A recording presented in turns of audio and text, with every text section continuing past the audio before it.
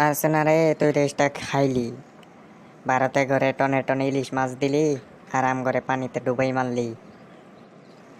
আরে এই ভারতের কথা কি কমু, এই শালারা খালি সুবিধাবাদী, শুধু বাংলাদেশ থেকে নিবই, কিছু দিব না। কে রে, তোরা নয় স্বার্থপর, আমরা বুঝলুম, কিন্তু যখন বারটা খুলে দিলি তার 6 ঘন্টা আগে তো আমাদের বললেও পারতি, তাই না?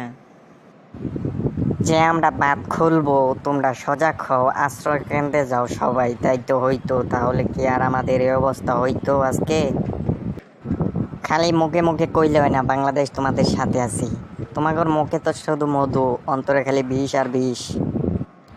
হাসিনারে আশ্রয় দেশ নাই, ওরে লইয়াই থাক, ঠিক আছে? মন মেজাজ যে এত খারাপ হচ্ছে ভারতের উপর, শালা ভারত।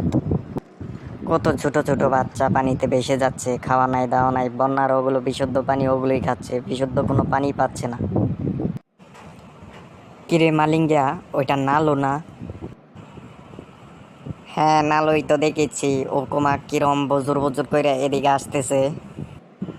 তুই এনু থাক, আমি দেখে আসি ওর কেন মন খারাপ, কি বলতে চাইছে আমি শুনে আসি একটু। কিরে মালিঙ্গা, এত রাগ করছস কেন? রাগ কি আর সাথে করি রে, এই শালা ভারতেরা আমাদের সাথে কি শুরু করেছে, রাতের আধারে পানি ছেড়ে দিয়েছে। আমাদের মানুষগুলো কত অসহায় হিসাবে, কিছু খেতে পারছে না, বিশুদ্ধ পানি পাচ্ছে না।